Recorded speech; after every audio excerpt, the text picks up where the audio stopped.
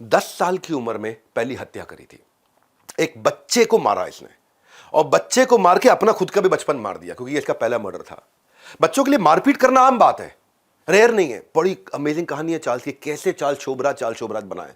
ये समझो कि कैसे चाइल्डहुड बड़ा होता है, समझो कैसे बच्चे का बचपन बड़ा होता है। हमसे भी जाने अनजाने में कई गलतियां हो जाती है जब हम बच्चे को वो जो लव, इमोशनल केयर, अफेक्शन है नहीं देते तो। एक आदमी खून कैसे कर सकता है ये समझना मुश्किल है, पर एक बच्चा खून करेगा ये समझना असंभव है। ये बहुत रेयर है। बच्चा मारपीट कर सकता है, जान से नहीं मार सकता है। छोटे छोटे अपराध तो वो करता रहा, लेकिन जब वो 10 साल का हुआ तो वो देखता था उसके जो पड़ोसी था, वो पड़ोसी अपनी बेटी को बहुत प्यार करता था। बेटी 6 साल की थी, इतना प्यार करता था, इतना प्यार, इससे रहा नहीं गया। इससे बिल्कुल नहीं रहा गया। फादर को प्यार करते देख करके इसको इतना गुस्सा आया कि इसको प्यार नहीं मिला, इसको बच्ची को कैसे प्यार मिल रहा है, मुझे प्यार नहीं मिला। समझिए हुआ ये, इसने 6 साल की बच्ची को उठाया बिस्तर से, लेकर के बाहर गया और जाके कुएं में फेंक दिया। मर गई वो कुएं में।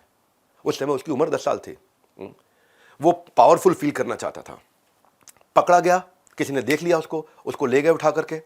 बाद में उसे जब कोर्ट में लेके गए तो 10 साल का था, मुकदमा तो बनता नहीं था, लेकिन बाल सुधार गृह में उसको रख दिया। और काउंसलर ने बोला कि चार्ल्स ने ये सब कुछ खुद को रोमांचित करने के लिए किया है। ये जेलसी थी उसके मन में, और घृणा इंसान से क्या क्या करवा सकती है आप समझ सकते हैं। हाँ, जब पहली बार चार्ल्स ने बच्चे को जान से मारा था ना, तो उसने एक जान नहीं ली थी, 2 बच्चों की जान नहीं ली। एक हत्या नहीं मानी जाएगी, वो 2 हत्याएं मानी जाएंगी। एक जो उसके अंदर का अपना बच्चा था, उसने उसकी भी हत्या कर दी, और उस बच्चे की तो करी थी। सो बचपन में जब शोभराज ने अपने पिता का उसको प्यार नहीं मिला ना, अब वो प्यार करने वालों को अपना दुश्मन समझने लग गया। इसलिए जिस पिता ने बचपन में मारा ना, आगे चल के दूसरी कहानी में आप सुनोगे, उस पिता की गर्लफ्रेंड का इसने दूसरा मर्डर किया। क्या मतलब हुआ? जो स्टेप फादर थे इसके, जब ये 16 साल का हुआ तो स्टेप फादर इसके एक गर्लफ्रेंड को अपने घर ले आए, तो अपनी माँ को और रोते हुए देख के उसको और गुस्सा आता था। पर 16 साल की उम्र तक आते आते अब ये इसका यौवन बिल्ड हो चुका था, इसकी हाइट आ चुकी थी, स्मार्ट लगने लगा था, हैंडसम मैन। आज ऋतिक रोशन को बहुत हैंडसम मैन माना जाता है, शायद चार्ल्स शोभराज उससे भी ज़्यादा हैंडसम थे उस टाइम पे। और इन्होंने क्या किया, अपने पिता की गर्लफ्रेंड को ही पटा लिया। अपने पिता की गर्लफ्रेंड जिसपे इन्हें बहुत गुस्सा था, ये था इनका चार्म। लेडी किलर बोलते थे इनको, बिकिनी किलर क्यों बोलते थे अभी बताऊंगा आपको मैं। उसको पटा लिया और उसके साथ में थोड़ा और मेल मिलाप बढ़ाया, उसके साथ खूब दोस्ती बढ़ाई, और एक दिन उसको जंगल की तरफ ले गया अकेले। पहले जंगल की तरफ ले जा करके कुकर्म तो ये करता ही था, पहले शुरुआत इसकी कुकर्म से होती थी। और वो करने के बाद इसने वो रिलेशनशिप एस्टैब्लिश करने के बाद जब उसके साथ में उसका खत्म होते उसका गला पकड़ा और गला पूरा दबा दिया, जब तक उसकी सांस नहीं आनी बंद हो गई। तड़प तड़प के जब वो हिलना बंद हो गई तब उसका गला छोड़ा इन्होंने।